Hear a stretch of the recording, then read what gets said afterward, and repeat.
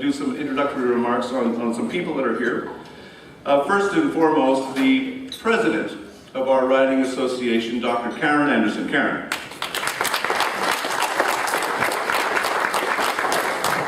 Our past candidate, who we convinced, after beating her up and twisting her arm, to become our national liaison officer, because we felt that our riding was not being properly represented in Ottawa, and she's done a magnificent job doing it. This is Kim Rudd. Kim.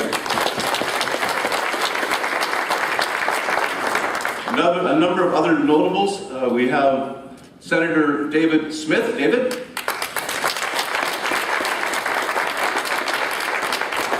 Everyone's favorite cousin, Lou Rinaldi, our former MPP. Go Lou, go Lou. We have our past member of Parliament, the Honourable Paul Macklin. Paul.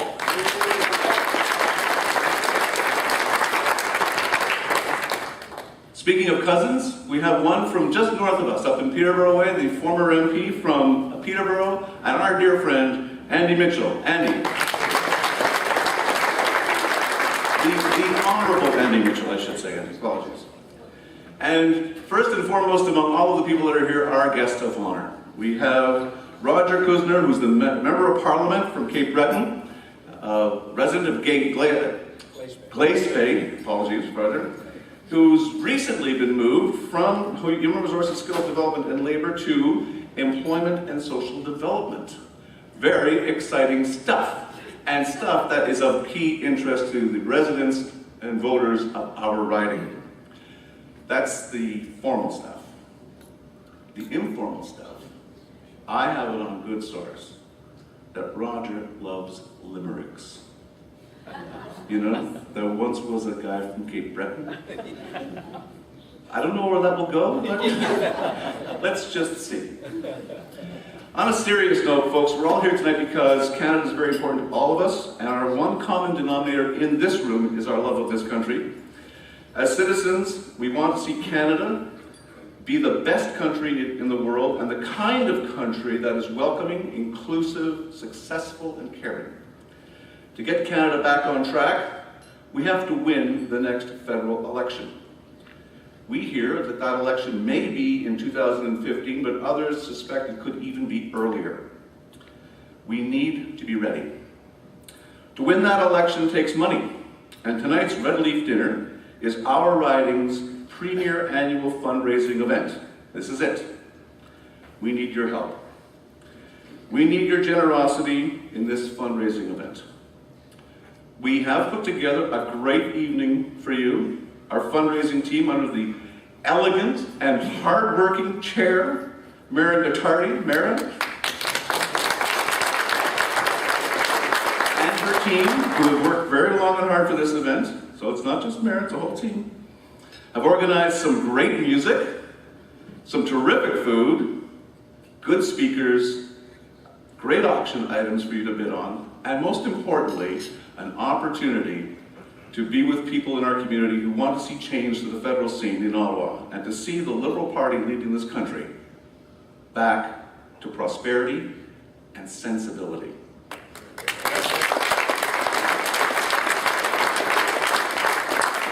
We thank each and every one of you for being here tonight. Your moral and financial support is of critical importance to getting Canada back on track. So let's get on with our evening. Before we get dinner going, how about a great hand of applause for the music we've enjoyed so far. Ladies and gentlemen, please help me in thanking Northumberland County's own Saskia and Stefan. Ladies and gentlemen, we're about to move into the more formal section of our agenda. I know that you're keeping a keen eye on the silent auction, and you will be excused if you need to step up in the middle of speeches. Don't miss Roger, because he's going to be very, very interesting and somebody you really want to listen to. Now, when I was first asked to be the maitre d', I didn't realize they meant master of ceremonies, so I came dressed to be the maitre d'. And being a sort of, wannabe kind of master of ceremonies, I'm not particularly good at this, and so I've made a number of mistakes already. The first one Thank you, Liberals. Thank God I'm in a room full of Liberals. Because, you know, you take a chance when you start saying, you know, Senator David Smith, the Honorable Paul Mack. When you start naming names, for the 12 you get correct, someone's going to say, oh, you forgot one. And of course, it was a very important one that we missed. Michelle Simpson. Where are you, Michelle? Sorry to have missed you. Michelle, of course, everyone knows is the former Member of Parliament for Scarborough Southwest, and is a beloved resident here in Northumberland County. So welcome, Michelle. I'm sorry I've missed you. Another little housekeeping item. How are you enjoying the music tonight? Well, I've got a tip for you. There are 2 CDs in the silent auction there. And if your name is always coming up second or third or fourth, they're selling some more privately on the side here. So go see Saskia and Stefan and you can get your fill of great music. So don't forget that option. Something very special happened today, folks. Something that all Canadians should be very, very proud of, particularly those of us who have an interest in the literary arts of our country. Nobel Peace Prize winning Alison Moore for literature. I said peace, apologies, for literature. And I think, on behalf of Northumberland County, we should all raise our glasses and have a little toast of congratulations to one of our own, Alison Monroe.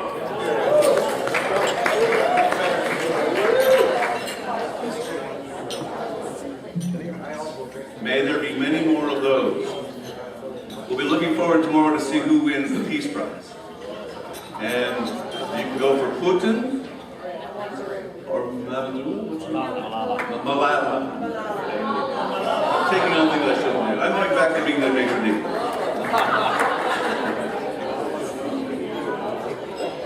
I'm going to ask Kim Rudd to go up here in a moment and introduce our keynote speaker. Kim, as you know, is the hardest working federal Liberal in this riding. I know that Lou Rinaldi will debate as to whether she's the hardest working Liberal, and we'll take that debate on because we like to see them both working really hard. Kim has been just tirelessly working for us, and as I mentioned, shortly after the 2011 election, we were all very disappointed.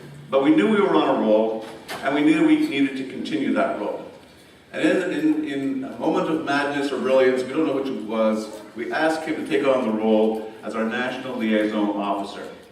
And we put a little bit of money aside for her to be up in Ottawa and mix up with, at the time, Bob Ray, and now with Justin. She was on Justin's campaign that saw him become leader of the Liberal Party. And we want to see that encouraged.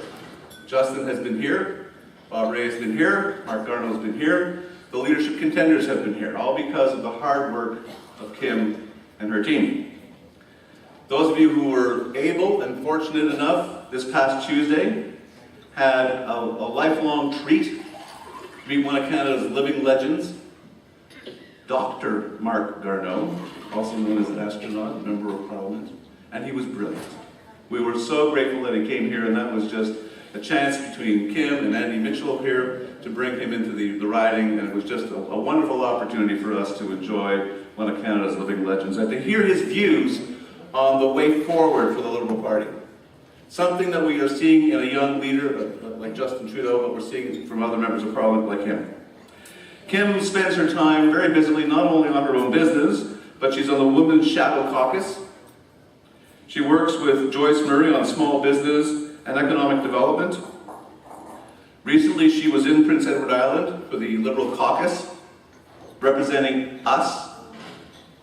And just this past week, she was part of the winning team in Nova Scotia that brought a strong, stable, majority Liberal government to Nova Scotia. You like the sound of that? Strong, stable, majority Liberal government. I need to change my haircut though.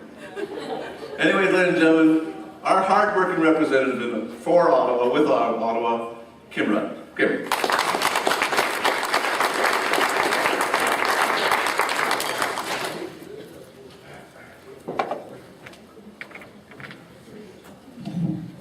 Tom. Don't you just get energized listening to Tom? I mean, he's just so excited.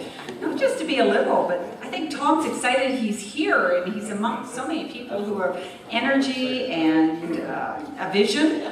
And I'm just thrilled that I'm the recipient of some of that enthusiasm. So thank you very much, Tom.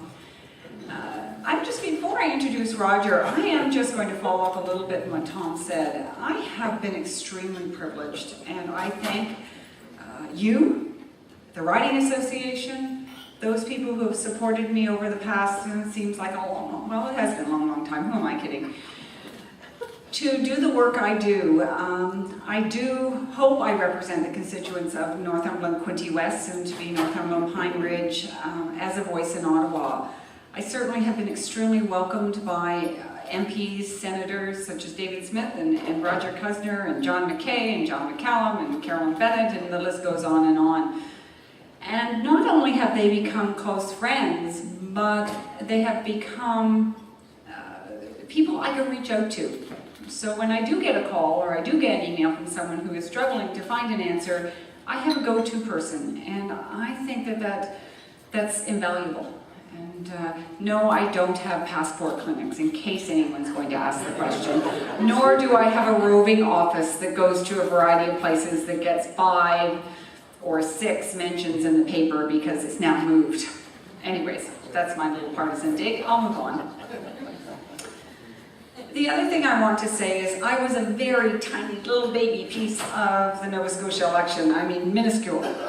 The volunteers like you, and volunteers in Nova Scotia, wow, you felt the energy. I have to tell you, it was on, what day is today? Tuesday, Anna Gainey, who is running for president of the Liberal Party of Canada, who I support, she and I and Senator Jim Cowan, Jim, by the way, David, Jim had a message for you. He canvasses all the time, and he said in the next election, you and me, together, we're knocking on doors, so just so you know. He's laid down the gauntlet. We were out in the pouring rain, and typical East Coast fashion, every door you knocked on, they say, oh my God, why are you out in the rain? Of course we're coming to vote.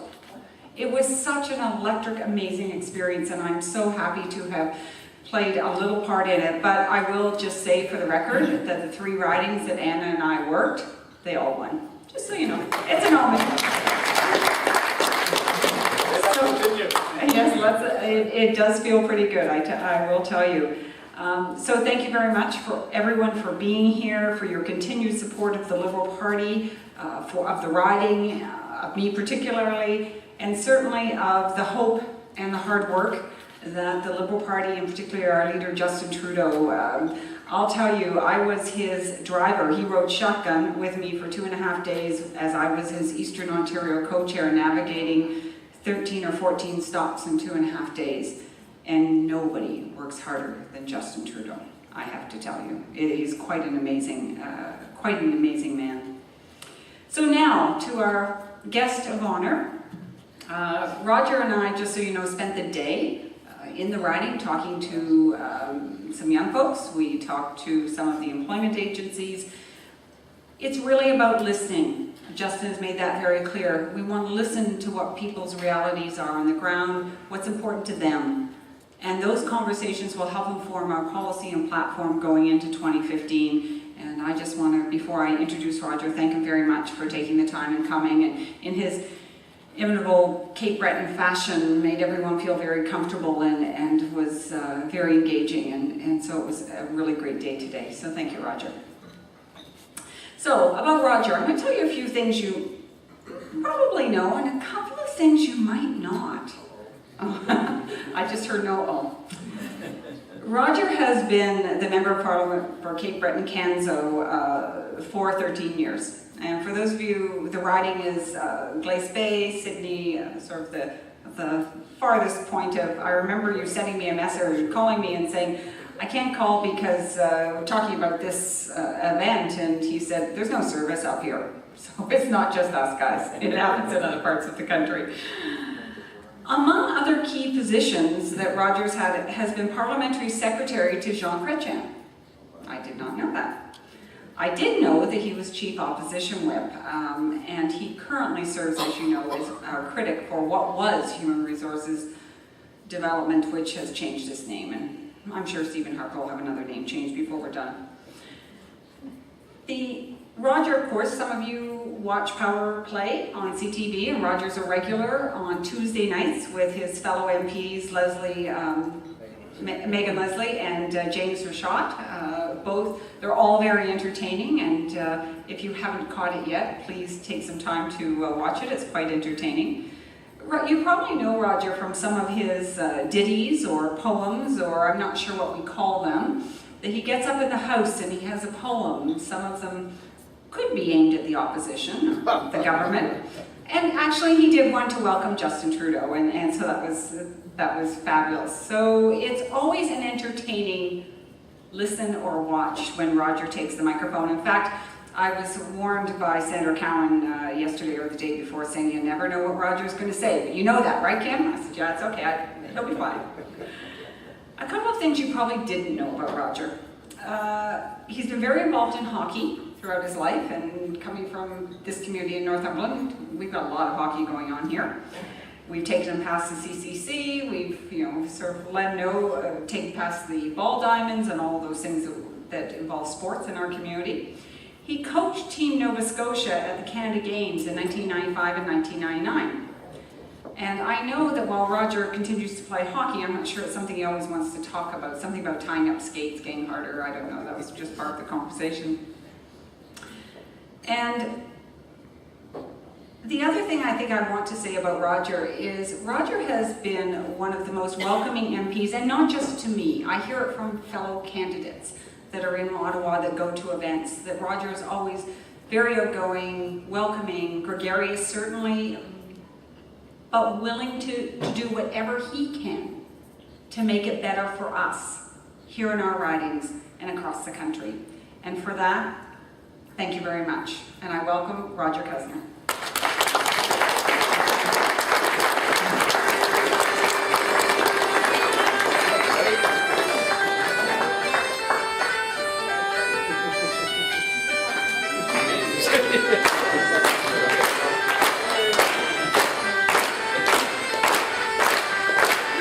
We got the pipes.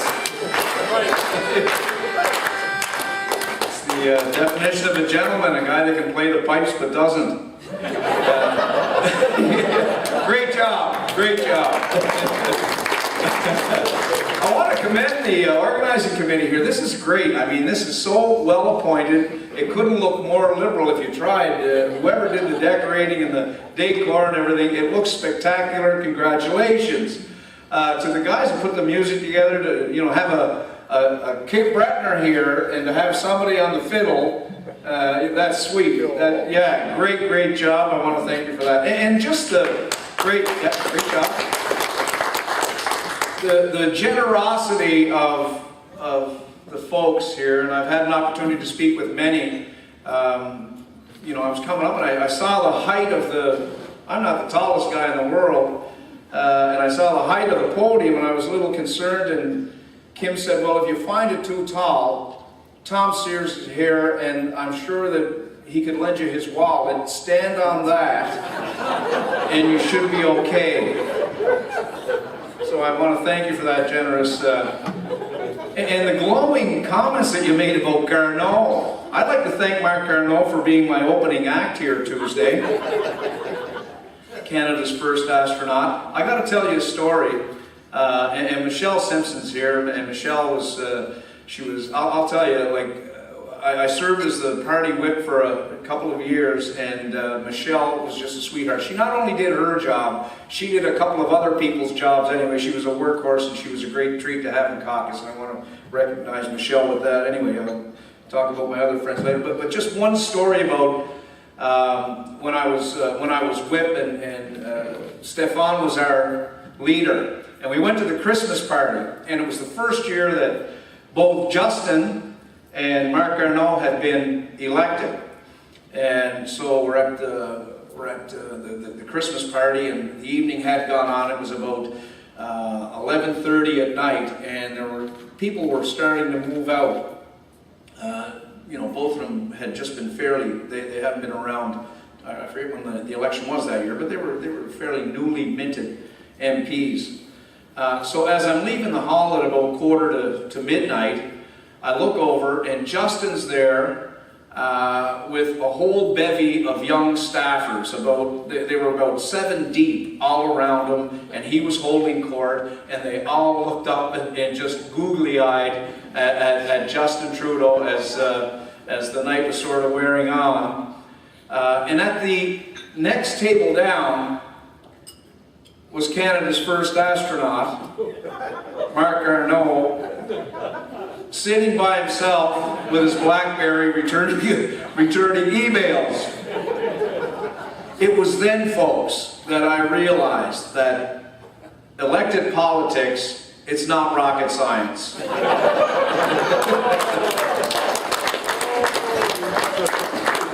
But he's a great guy. Mark Arnault is a great guy, and all the eloquent remarks you had about Mark are all true and well-deserved. So to have a guy like that come in and speak on Tuesday, and then you have your red leaf dinner, and this guy shows up, barely makes it over the podium, and he's wearing a blue tie. So manage your expectations here this evening, folks. Manage your expectations. We'll get along just fine. As Kim had said, 13 years as a member of Parliament, and it's been just a true delight.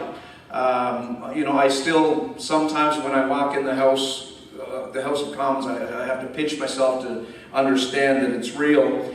Last Christmas, my wife came up to Ottawa. She doesn't get up very often, but she came up last year, and we had a big gala dinner. And so, we're sitting down at the table, and the Prime Minister's there, and the Governor General's there, and I'm sitting at the table. I had Bob Ray at my table, and Justin Trudeau's at my table, and we're all sitting around, and Lynn is at my side, and I said, oh man, this is unreal, Lynn. I said, ever in your wildest dreams, did you ever see you and I in this situation? She said, well, Roger, to tell you the truth, you're not in a lot of my wildest dreams.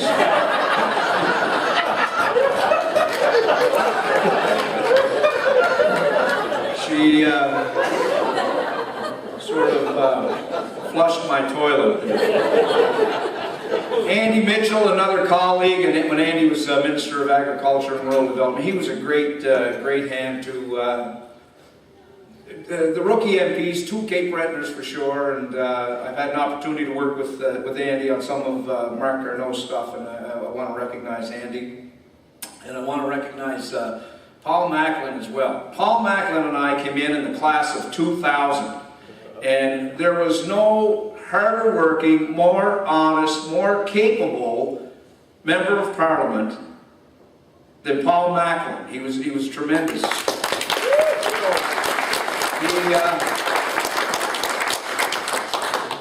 It's funny, there were 24 Liberals elected in 2000. There's 4 of us left. The attrition rate is fairly high it was high among Liberals the last election for sure. But he was a great guy to be with, and I know that they say the voters always get it right. I sort of tend to disagree with it. Although they got it right in Nova Scotia Tuesday night. They got it right. And David Smith, my colleague in caucus, Senator Smith, he's just a gem of a guy. He's been around before Wellington was paved. He's been there a long time. And there is equity in his opinion, and he's a great person, a great deal of respect. It's great that he's up here spending some time at his cottage. And I want to recognize that our senators know the difference between their home and their cottage.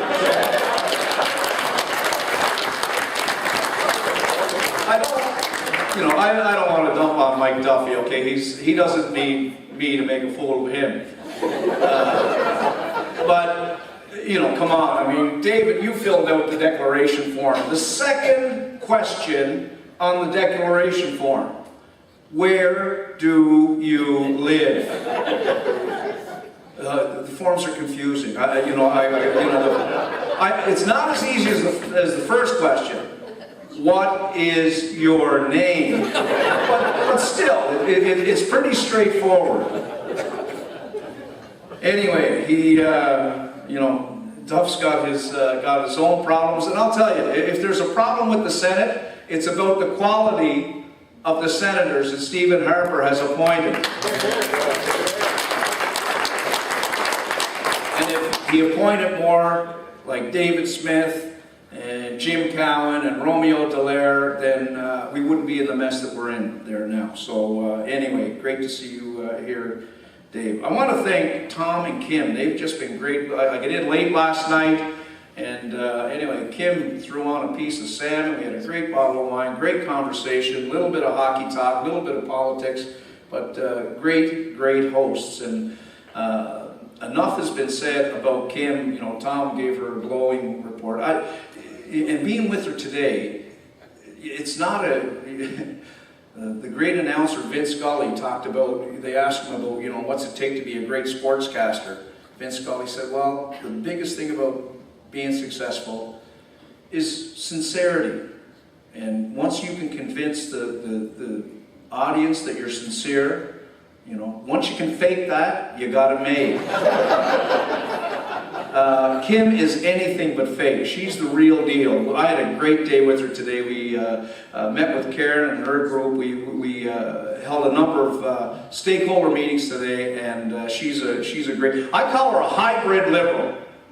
She's a hybrid liberal, and I think I know she's going to like when I say this, but if we want to be successful, we got to sort of get back to her way of thinking, okay? She's been successful in business. She knows very well that if we want to be successful as a community and as a nation, we need a competitive tax structure. Our corporations, our companies, our businesses have to make a profit. That's a good thing. And then they'll hire more employees who will in turn pay taxes, and it's a benefit. She understands that completely, and that's an important part of being a liberal. She understands that people have to be responsible for their own lot in life. Just because I've got a big fat ass, that doesn't mean I blame the guy that invented the fork. It's my own responsibility. But she also knows that there are Canadians that need help. And that we are our best when we're in a position where we can help each other. It's a Canadian way. Neighbors help neighbors. But it's tough to help your neighbor if the banker is knocking at the door. And that's why we differ from the NDP. And we understand that. We know that business has to be successful, but we still believe that government can play a positive role in the lives of Canadians. So we've got a great gal here. She's not the candidate yet, but soon as this thing is put in motion with the nominations, I would strongly encourage you, the members here, to make sure that it happens fast, because she's doing the work anyway, and she's doing a great job, and she's just a great liberal. How about a round of applause for Kim Roth? I'm just going to do two things here. I want to dispel two myths, okay? Just two quick myths. I don't, I see Justin's message of hope and hard work, and the alliteration is really cool. But I'm going to be sort of sour and surly, okay? So, but I want to talk about Harper just for two reasons, because there are two myths out there. Number one, that he understands the economy, and number two, that he's doing a good job with managing the economy, okay? And the first about understanding the economy. The economy isn't much different than any other issue that Harper has dealt with since becoming Prime Minister. And you look at our position in the world with foreign affairs, and we see how the Canadian position has fallen off, and our place in the world has fallen back. We look at our position with respect to the environment.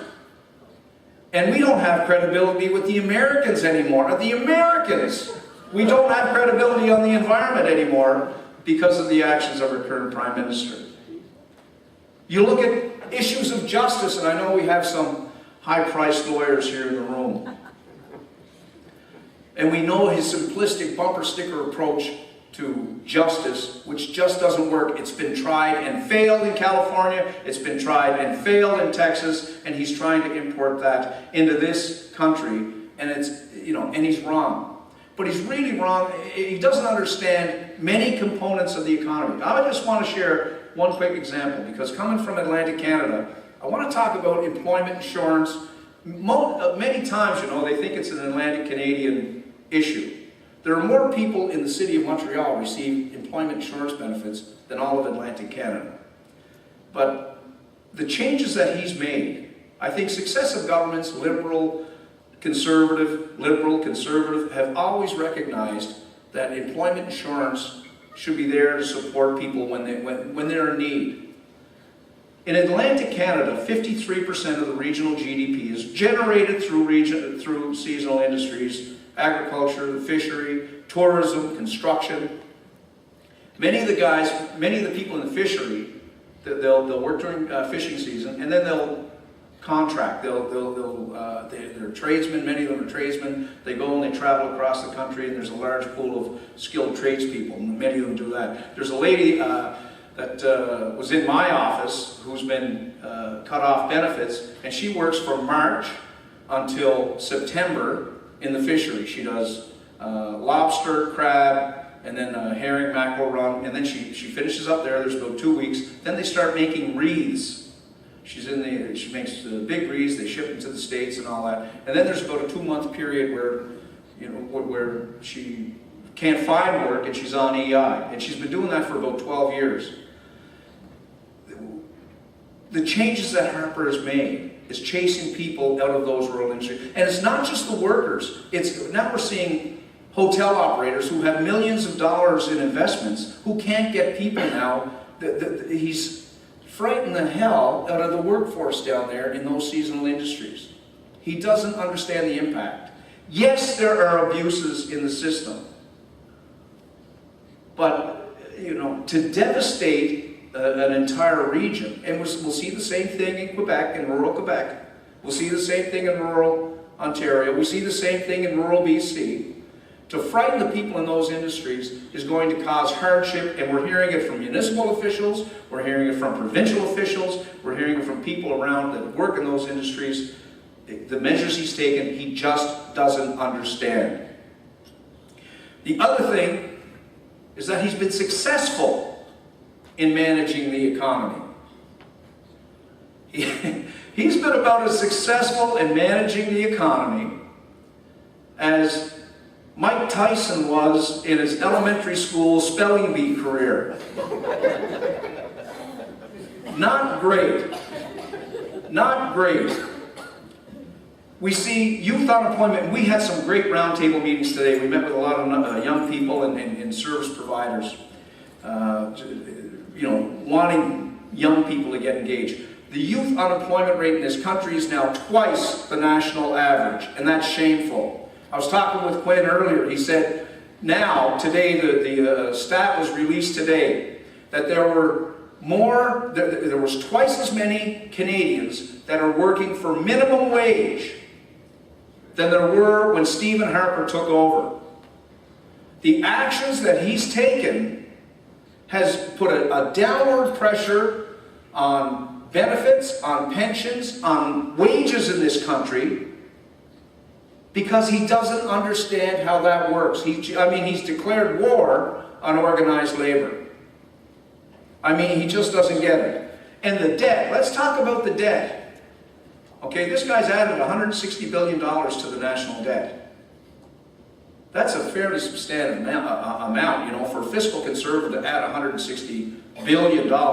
When Pierre Trudeau finished, when he left the Prime Minister's office, the national debt stood at $154 billion. When Brian Mulroney left the Prime Minister's office, the national debt stood at $554 billion.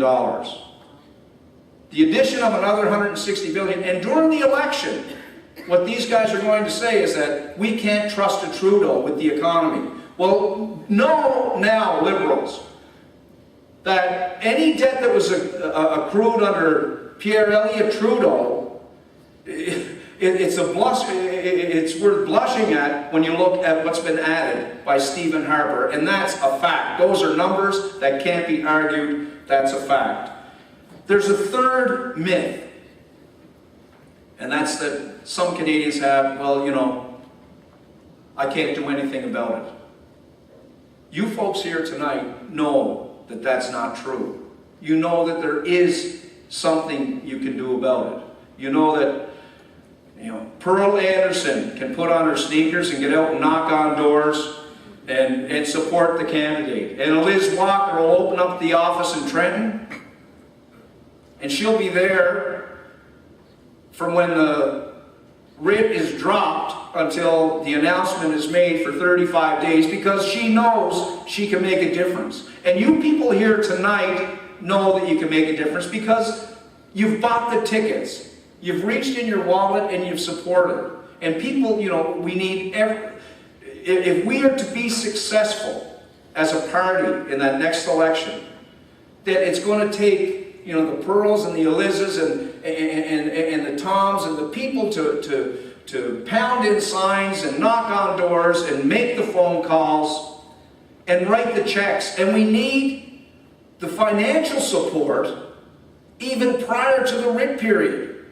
Some of you have seen the attack ads. You know, the attack ads. They didn't work they pretty much blew back on them. But if you think that that's the end of the attack ads, folks, that's only the appetizer. You ain't seen nothing yet. They will come, and they will come hard, and they will come dirty. And we, you know, Michael Ignatieff was left defenseless. Stéphane Dion was left defenseless because we didn't have any firepower to support them. We can't let that happen to Justin Trudeau. We can't let that happen to Justin Trudeau. We have to take up the mantle. If we believe in this country, if we believe in this party, and that this party is best positioned to get us back to a role of prosperity, to a role of respect as a country, then we have to assume some of that responsibilities. You being here tonight is obviously a great gesture in accepting that responsibility. We have to continue to grow this movement and support our leader, support our candidate, and put this country back on the footing, the Canada that we all know and love. Thank you very much.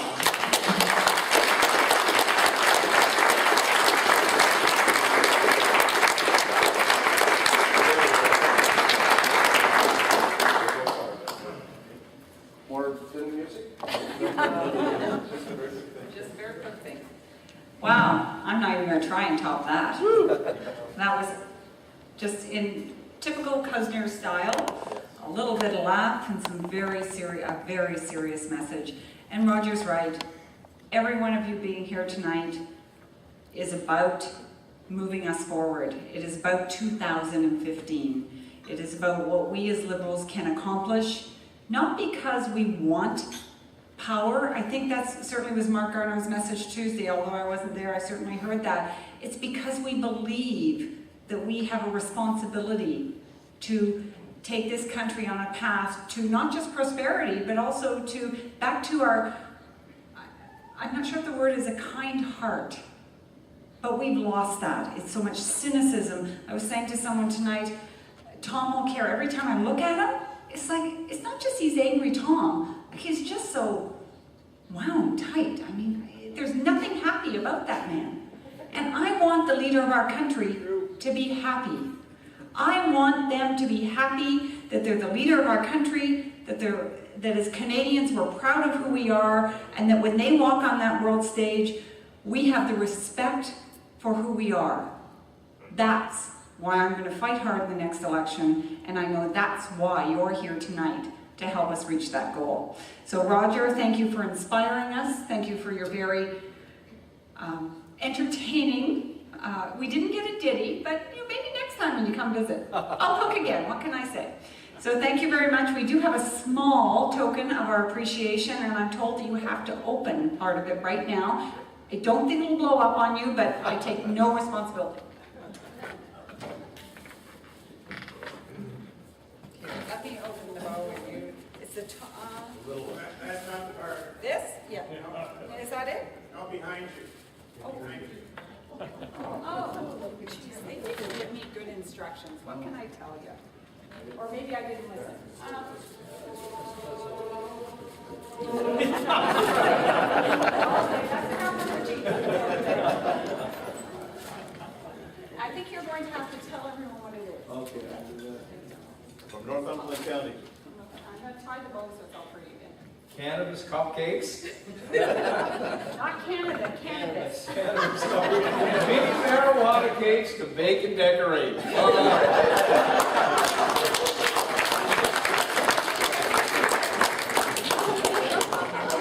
Maybe let Justin have a look at it. Yeah, got fired up. Thanks very much, guys. Helps the commas to start making more sense.